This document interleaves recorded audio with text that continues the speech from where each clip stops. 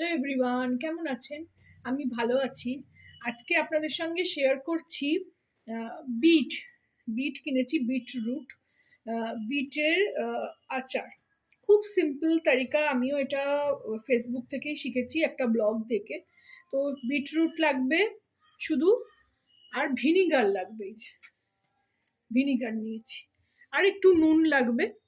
তো এই দিয়েই আমি আজকে আচারটা করব। আমি এটাকে প্রথমে কেটে নেব, এরম মুখটা কেটে নেব।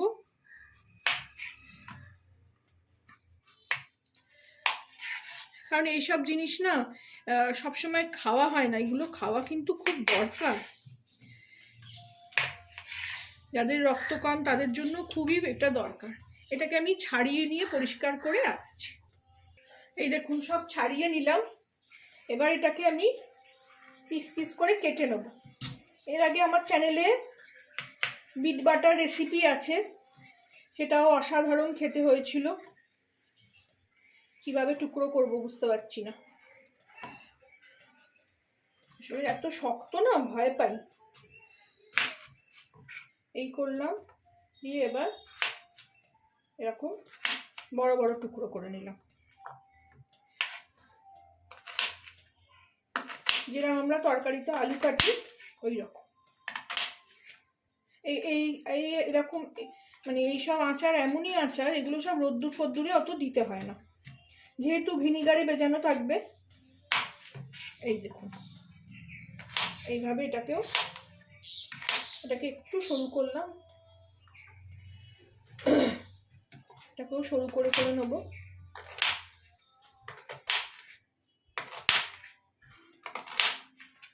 আমি বিট সেদ্ধ, বিটের স্যালাড খেতেও খুবই ভালোবাসি। এটা কেটে নিয়ে ফিরছি। সবগুলো কেটে নিলাম, হাত দেখুন কিরম লাল হয়ে গেছে। কটা কাঁচা লঙ্কাও ডুবিয়ে দেবো, একটু করে এরকম চিড়ে নেবো। পুরোটা ফালি করে দেবো না, তাহলে একটা করে বের করে খাওয়া যাবে। এসব আচার থাকলে ডাল, পরোঠায় একটু পরোঠা করলাম, মাখন দিয়ে দিলাম, আর একটা পাশে এরকম আচার, এটা বিট নিয়ে নিলাম, দারুণ খেতে হবে। কিছু শীতকালটা এইভাবে করতে খুব ভালো লাগে। আর একটা আচারও শিখেছি, দেখেছি, এই মুলি, গাজর, কাঁচা লঙ্কা দিয়ে, ওটাও করব। একটা বোতল খালি পেয়েছি। আমলকির আমার মোরব্বা করেছিলাম, তখন আমার বোতল খালি খুঁজে পাইনি, তো বাটিতেই রেখেছি। তারপরে দেখলাম যে একটা বোতল আছে, তো তাতেই আমি মোরব্বাগুলো ভরে রাখবো। এই দেখুন, জ্যামের শিশি পরিষ্কার করে রাখা, তাও একবার মুছে নেব। এই দেখুন, লেবেলটাকে তুলে দিলাম, ভাল লাগে না লেবেলওয়ালা। তো এর মধ্যে আমি এটাকে আচারটাকে ভরবো। প্রথমে আগে এতে একটু ভালো করে নুন মাখিয়ে নেবো, কচলে কচলে খুব ভালো করে নুন মাখিয়ে নেবো। এর ওপরেই করে নেবো কাজটা। এর সঙ্গে একটু বিট নুনও দেবো। বিট নুন দিলে না আচারের টেস্ট অন্যরকম হয়ে যায়।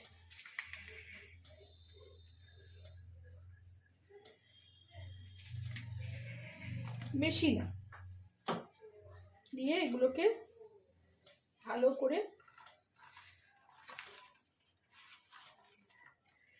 মেখে নেবো। আমি তো এই কাঁচাও খেতে পারবো, এত ভালোবাসি। মূলো, তারপরে বিটরুট, গাজর, এগুলো নুন লাগিয়ে আমার কাঁচাই ভালো লাগে।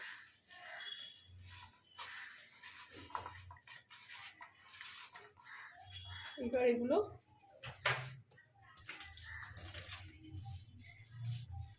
এর মধ্যে ভরে নেব।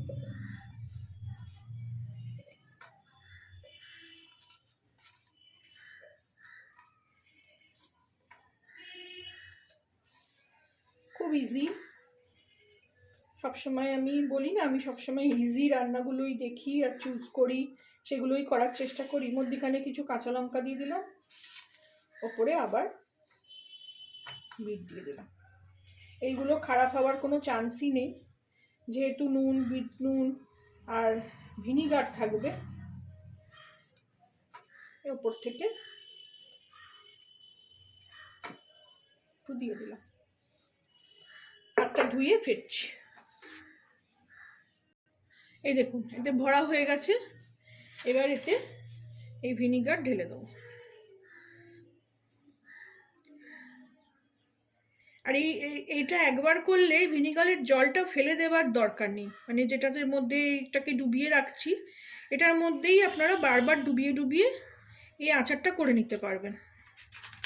এই যে পুরো ডুবিয়ে দিলাম। এগুলো আরও নরম হলে নরম হয়ে যাবে, একটু ভিনিগারে ডুবে, তো আর একটু বসে যাবে। রেডি হয়ে গেল আমার গাজরের আচার, সরি বিটের আচার। খুব সিম্পল আর খুবই সুন্দর খেতে, আপনারাও বানাবেন। কোনো কিছুরই আর এতে দরকার নেই, একটা একটা করে তুলে শুধু এর থেকে খাওয়ার। আর যে জলটা থাকবে রেখে দেবেন, আবার বিট এর মধ্যেই চুবিয়ে দেবেন, তাহলেই মানে জলটা নষ্টও হলো না। তো তৈরি হয়ে গেল আমার বিটের আচার।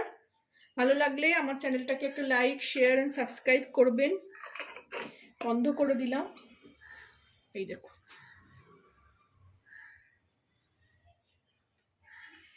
কি সুন্দর দেখতে লাগছে না? Thank you for watching.